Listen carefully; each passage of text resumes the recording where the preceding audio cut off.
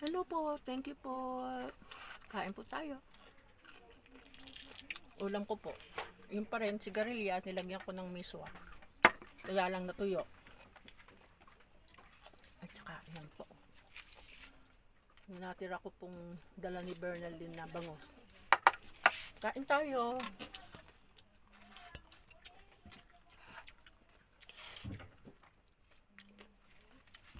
Thank you, Lord. Nagtanong kasi ako kay Lord. Sabi ko, Lord, ano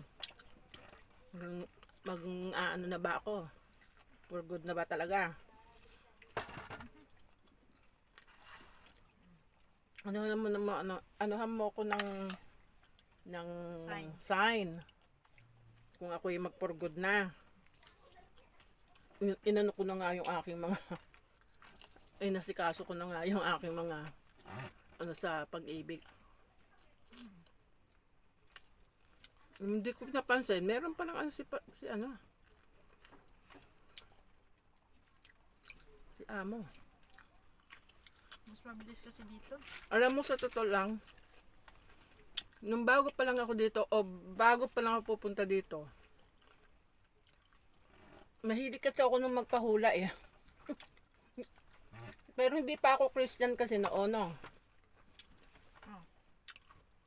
Nung lumuwas ako noon sa Maynila, ewan ko nga paano ako, lakas ng loob ko kahit hindi ako marunong magbibiyahe. Wala akong mapapunta sa Pangasinan. Kasi dos agency na pinupuntahan ko, malapit ang mga ganyan, yung makikita mo di ba? Panit ako. Sabi,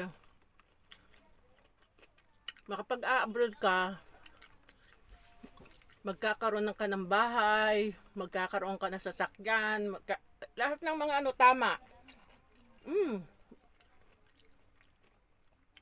Pagdating ko din dito, diyan sa may diyan sa merong post office, noon hindi pa ganyan ng post office iba pa yung post office nung araw.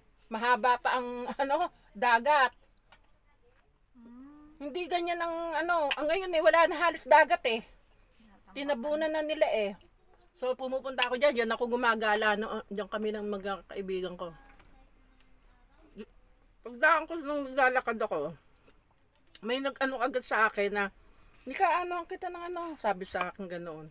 Tinignan niya ako, sabi niya sa akin, alam mo, dito sa Hong Kong, hanggang sa tumanda daw ako, dito daw ako. Sabi mo ganyan, gano'n. Pero ang dami kong pinagdaanan. Nung nag-abroad ako sa Brunei, grabe din. Ilang taon ba sa Brunei mo? Bali 2 taon din ako doon. Sabi ko sa'yo, sinaktan ako ng amo. Kaya ngayon ang sabi ko sa mga kung napagdaanan nila yung aking dinanas. Sabihin nila magkaroon sila ng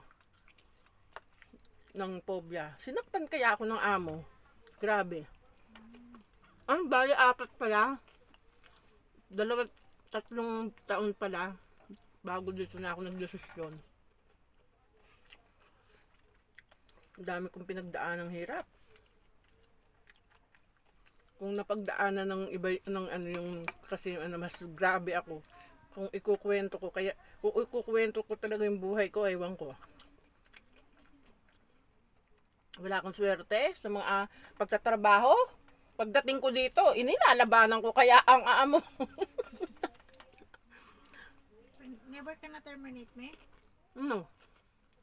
Hindi ako na-terminate.